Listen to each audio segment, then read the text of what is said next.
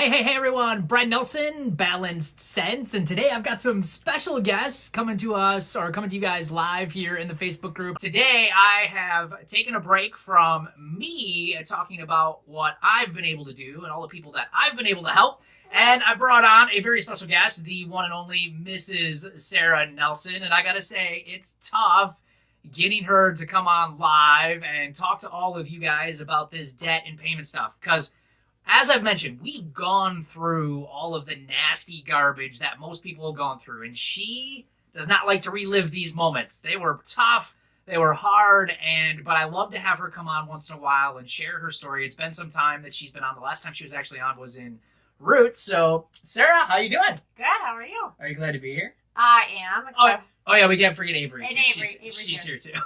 Avery's here. She won't ever be in debt. No, we're going to teach her the right way to handle money. So let's tell everybody what your real problem was going back many, many years ago and what you were struggling with. So I had a lot of debt due to a previous marriage. My significant other was never working. We never had a steady income from him, so he would rely on credit cards to supplement his lack of income. So the bills kept piling up. A lot of the credit card debt I did not know about until the divorce, so it was just kind of me struggling always by myself. So once I filed for divorce, that's when all of the money kind of came out, and I started to be very aware of what I owed. Right. So you had a lot of things, and if I remember right, in fact, I don't think you had any credit card that wasn't in collections. Correct. By the time you started doing some of the stuff. Talk a little bit about your truck, because she bought a brand new truck when I first met her, and she had this truck, and how many times was this truck repoed? It was on a flatbed at least 3 times. Once it was taken officially, and then 2 other times I was able to save it from repossession, and then it almost got 1 more time. So 4 times almost, once for sure. And how exactly, I remember you calling me the last time, because it was Yes. after your divorce. You were like really close. It was like a scary, scary time. I was hiding my truck in other people's garages because they would come to my house and they'll take it from your driveway. So I had it taken officially once, and that was the scariest time of my life. So knowing that they were coming, I was hiding it everywhere. Right. And this wasn't, and some people say, well, broke people are just lazy. They don't work, right? And that's not the truth, is it? No, I worked a lot. There's a lot of broke people who work really hard. Yeah. And how many jobs were you working when you finally started to say, you know what, I need to do something about this? I worked full-time in corporate America. I had a part-time waitressing job. I did Facebook marketing for a restaurant, and I did Pure Romance. So direct sales companies were my kind of way to get extra money. But I was working a lot. I was probably working anywhere from 85 to 95 hours per week. Right. And talk about, you said you worked a waitressing job. And I remember you telling me this story a long time ago. And the only way you were eating was how? Free food from the actual restaurant. Yeah. So without being at that job, I probably would have starved to death, but I got free food on my shifts, and then I got to take home whatever left over from the buffet was left. So that was kind of what we ate. Yeah. So not good. And there were times where I go over to your house, into your apartment, and we would open up the cabinets and the refrigerator. And I didn't know things were this bad, and Sarah would literally have no food in her house. I had coffee. And we soon found out, because Sarah met or reached like a breaking point that many of us have reached. I've shared that story with you. My breaking point was losing my house in foreclosure. First marriage ended. It was like the end of like the world for me. It was like the worst financial situation I've ever gone through. So what was the breaking point for you when you finally said, you know what, enough is enough. I've got to do something about what I'm doing. I worked way too hard to be that broke. I was working a lot, and my breaking point was embarrassment. It wasn't my debt. The debt was old, and I couldn't get ahead. So I was like, I just wanted to start at 0. It wasn't like I wanted to be rich. I didn't want to win the lottery. I just wanted to be at 0.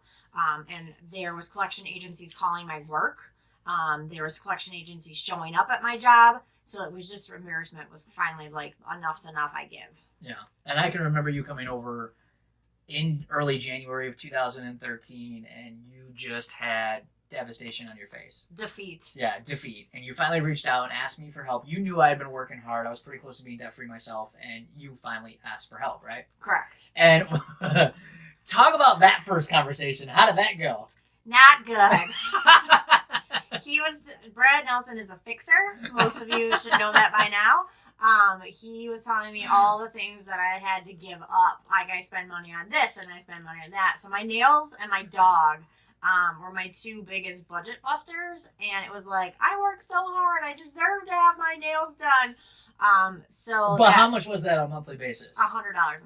Almost $100 a month. She was behind in every credit card, behind in payments. Yes. Oh, car repoed multiple times, 4 times, almost 1 time officially, and yet she was still getting her nails done. So and spending $200 a month on dog sitting. So yeah, so ridiculous. So even though you were broke, you still had money. Correct. It was just going to the wrong places. Exactly right. And that's something I wanted her to say, because there's so many people that I coach, so many people that come into Roots that tell me the same thing. They swear up and down, left and right, that they just have no money. They are so broke. But then they send me their budgets, and I am able to find money all over the place, and it's all about priorities. And when it comes to getting your finances in order, you do have to make some tough decisions if you want to see different results in your life. Now, keep in mind, these were short-term sacrifices, right, that you had to make. Correct. Because then what happened in that very first month? How many, I remember, I've got it written down because I wanted to make sure we got it right, but do you know how many credit cards you paid off in the first month of this new plan? 2 for sure, 3 possibly. Yeah. It's crazy. So 2 to 3, just in the first month of her starting this plan. And months prior to that, years prior to that, you had paid off nothing. No. It was just minimum payment hell. Minimum payment hell, right. And in the first month of doing this new plan, and what were some of the secrets of that new plan? What did we get you started with right away? A budget. Yes. So I had what I considered a budget, which was just a list of all the people that I owed money to and the minimums that I owed them to. So if I could cover that, that was my budget, and any other money was like just extra money. So we stuck to a budget, and the very first thing that he made me put on my budget was food because I wasn't eating. That's why I was dating him. He'd take me out for meals. But that was kind of where the budget was first. And then a plan, like my debt snowball of putting the credit cards and the payments that I owed from smallest to largest. And then talk about your emergency fund. And obviously, my emergency fund. Extremely important as you got started, right? So I have never had any significant amount of money in the bank. And I have always worked a very good job, like I've since, graduating in college, but I was always a hard worker, even like when I was younger. So I've always had a good job. I just didn't have any money to show for it. So when I had the first $1,000 saved, it was in my underwear drawer. I felt different, but it's not like I even had $1,000 on a credit card to even pay an emergency. Like when everyone's like, "Oh, I just have my credit cards for emergencies." I didn't even have $1,000 on a credit card that I could use. Yeah. So to have that $1,000 cash, it was like my new best friend. No offense. Yeah. You were like maxed out. Correct. So you had nothing to really rely on. And not only were you maxed out, but most of those credit cards you were behind in, period, so you couldn't even use them. Right. Necessarily, even if you had credit on them. Correct. So you got on this plan. First month, you knock out 2 or 3 debts, and then the other months just continue on and on. Correct. So what are some of the things that changed over those first 6 to 11 months in paying off that debt? Like, what were you seeing as the biggest changes in you personally as you went through this process of paying off this debt? Definitely victory. Like, I was always defeated and deflated when it came to looking at my bank account. Like, I didn't even want to check it. I didn't want to look at it. It was just kind of playing bank account roulette, right? Like, who could you pay and make sure that the lowest one got first. If the largest one hit, then it would make everything else bounce. So seeing the money still in the bank and seeing things like pay off was huge. But then I just kind of felt like I could take on the world. Like, this is awesome, because I was knocking stuff off like one after the other. So it just felt really good. And then I wanted to see like how much more money can I bring in to get it like that much faster. So I want to go back to the collections real quick. Some people, and we've talked about this, and we've talked about it today. We'll have people say to us that we're just so lucky, right? We've just had this stuff all figured out all the time. We've never had any bad stuff happen to us, and money was just handed to us. That's why we're debt free. And I got to tell you, that's a load of bullshit. That's just not the truth in our situation. In fact, talking about your collections, you knew some of your collectors by first name. Yeah, and Like- we had, because I would talk to some of these people on a daily basis. So like we would talk about weekend stuff. I mean, it was the same person that would, Charles was one of his names. But they would call all the time. So it was like we became friends, and I swear to God that I was going to get an invite to his wedding. But it just kind of became such a normal thing in my life that even now I look at my phone when it rings and it's like, oh, someone actually wants to talk to me. So it's kind of weird, like that panic that would go through your head that like as soon as your phone starts ringing, like who's calling me now and how much money do I owe? Right. So you go through all this, you're working 3 jobs essentially, and you do this for 11 straight months. Would you have ever believed, and I couldn't believe it when you did it, even I couldn't believe it when you did it, would you ever believe you're going to be able to pay off 33 grand in just 11 months? No. And I wasn't really looking at the end goal. I was just looking at like chunking it down. We had it to a plan that I knew like this one's going to be paid off next month. This one's going to be paid off by May.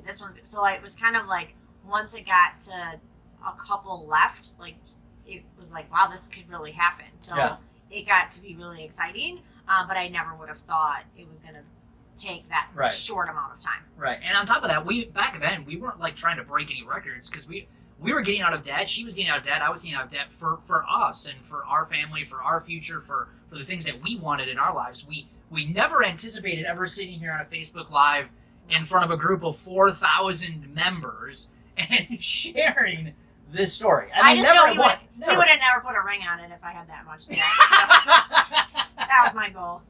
That is true. Probably not. Probably would have to take care of the debt first. That was probably a big thing. And let's talk about that from a marriage standpoint because, I go out, I speak, I talk to people, and we ask that question, how many people in the room who are married have actually taken a personal finance class and have a really good understanding of where each other's coming from when it comes to your finances and all that stuff?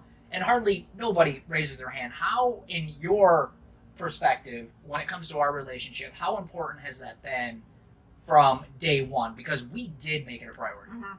So I think it's really, really important because if you're not on the same page with money, you're not going to be on the same page with anything. I never wanted to feel like I had to hide anything from, a spouse, and I never wanted to feel like somebody was hiding something from me. In my previous relationship, I was lied to about money all the time. I mean, to the point where things would just show up in our house and, that was a gift, and finding out that it was put on secret credit cards. So I never wanted to have that feeling of like a white elephant in the room again. So I think it's super important so that you kind of know, like, what is your goals? What is your future? What is your plans? Like, I've never been on a vacation. Before we got married, I never went anywhere. So to know that we were able to go to Mexico and get married debt-free and to do those things, if we weren't on the same page with money, we would have never been able to kind of work through that. Yeah, I would totally agree. It really brings your relationship to just a whole nother level, not only being on the same page when it comes to your finances. And I don't care if your relationship isn't of the mindset that you want to be debt-free or you do want to be debt-free or where you stand on it. The point is that your relationship has to be on the same page, period, no matter what your goals are. But I think over and above that, the next layer is having unified goals. Neither one of us wanted to work a regular day job the rest of our lives. Neither one of us wanted to work for somebody the rest of our lives. Neither one of us wanted to just work that normal 40-hour work week. We wanted to have control over our time and what we were doing with it. And that was one of the reasons why we got out of debt, because we knew that being debt-free and having no payments was one of the number one ways to kick our salaries and to kick our jobs and do something different, right? Correct. Yeah. So we opened these businesses. Now we do these things completely full-time.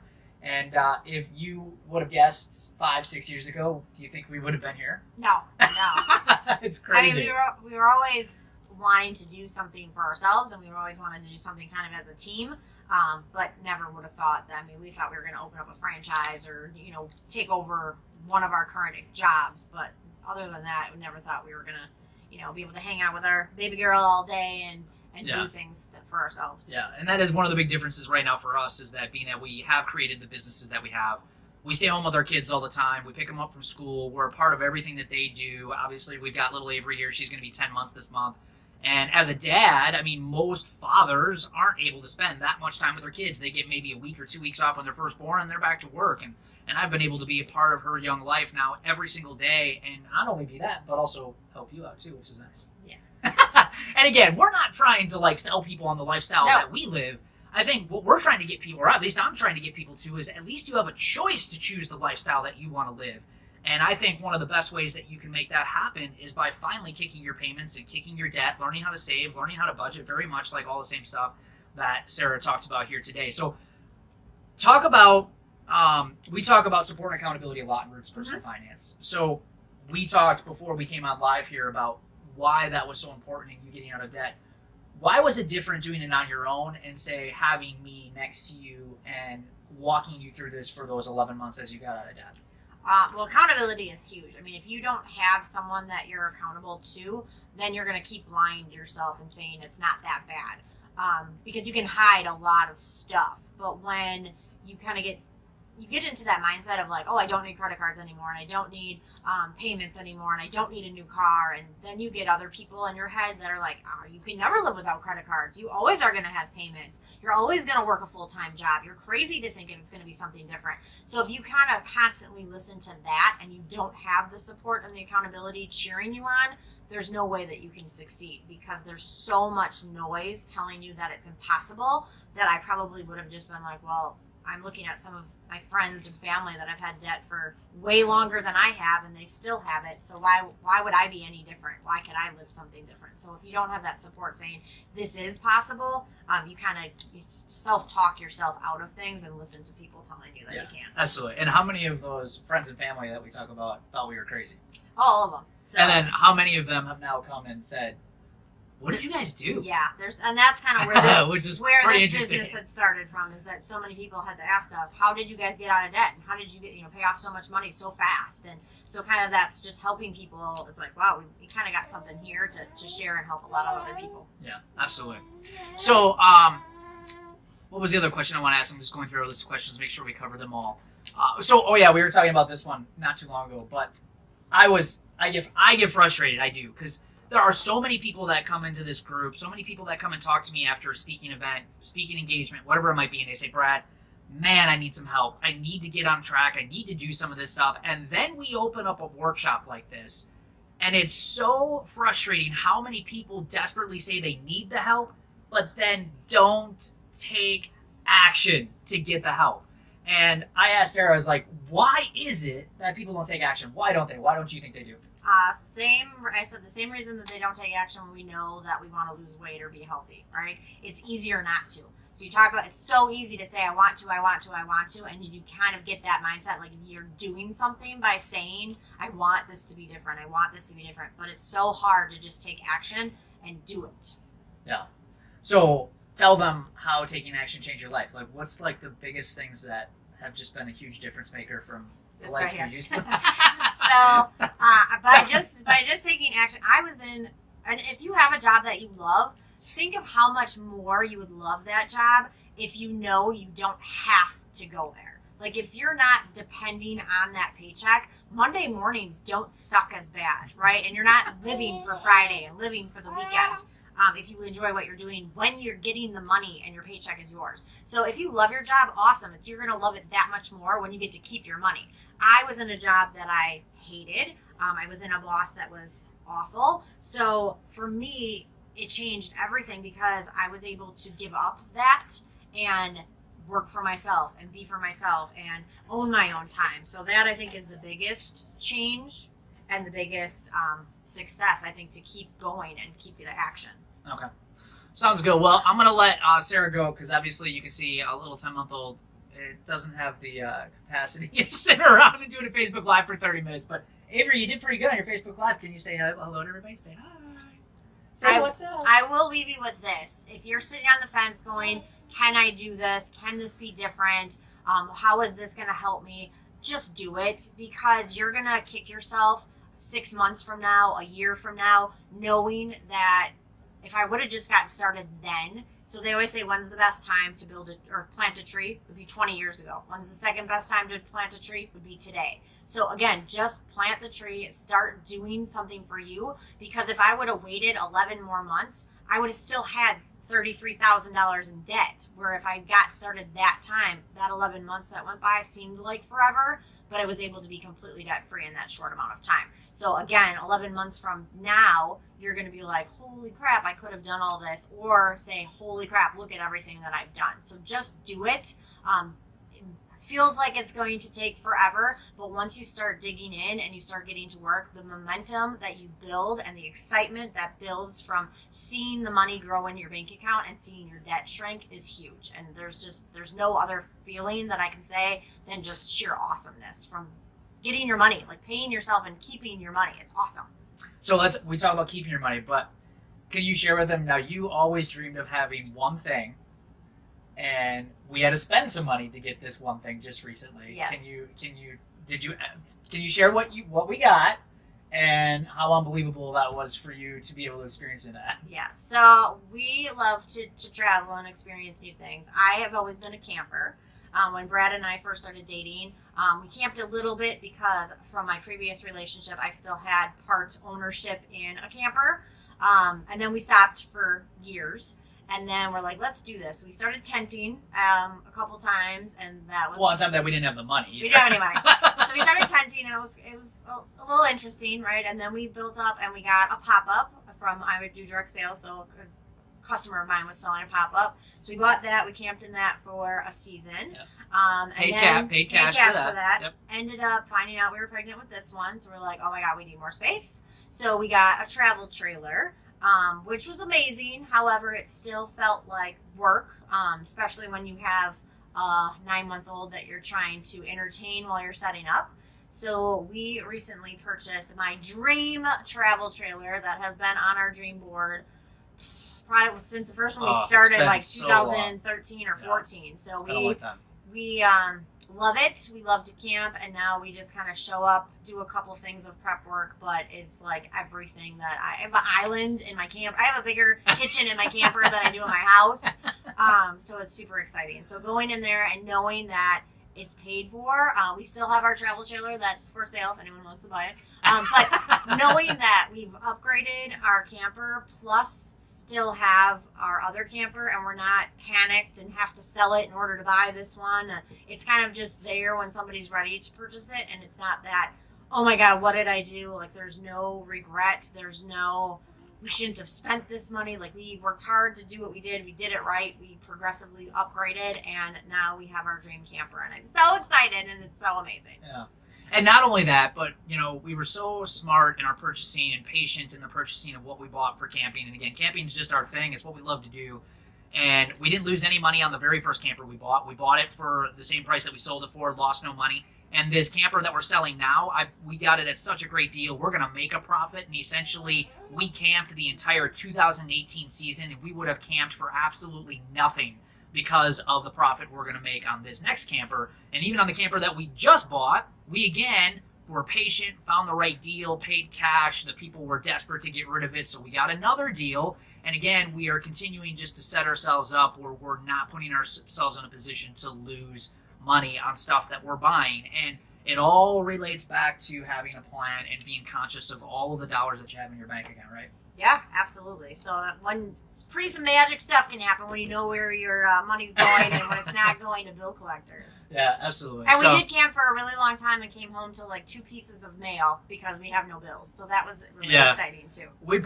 I posted in the Roots group about that. Yeah. So we were gone for 10 days, 10 camping. We go on about anywhere between 15 to 17 camping trips a year. In the summertime. So those are anywhere between 2, 3, 4-day weekends all the way up to 7 to 10-day trips that we're gone. Being that both of us run our own businesses, all we need is literally an internet connection and a laptop computer, and we can run our businesses essentially from anywhere in the world. But when we came back after this vacation, as I mentioned in one of my Facebook Lives and Brutes and posts there, we had no payments waiting for us when we got home. The mailbox was just full of junk, and all we did was take it from the mailbox to the garbage and didn't even look at it because there's nothing in there. We had no payments in there. So it's a pretty awesome, stress-free life. So Sarah, thanks for coming on. Absolutely. So if you're sitting there going, should I do this? Do it. You will not regret it, I promise. If you do the work and you stick to it, it's going to work for you. Absolutely. And that's whether you join Roots or you just start working on the stuff that we've been talking about. And we don't care which way you go. Just start doing something. That's the most important thing. And it's been proven time and time again, not only with me, not only with Sarah, not only with our family, but the other people in Roots Personal Finance, the countless people in this group, the people that are taking action and doing some of this stuff, it really does work, and you just got to put it into practice, and you will start to see some fantastic results. Now, tomorrow, we're going to have some unbiased opinions, because people might say, well, Sarah, of course, she's going to say it works, right? That's Brad's wife. Well, tomorrow, it's not my wife that's going to be on. We've got a handful of good-sized Roots members that are going to be with us tomorrow, and they're going to be sharing their story about everything that they've been able to do and accomplish since doing this program, going through some of the stuff that we've been sharing, and you're going to see that normal, everyday people just like us are winning, and you guys can too. So thanks for being here today.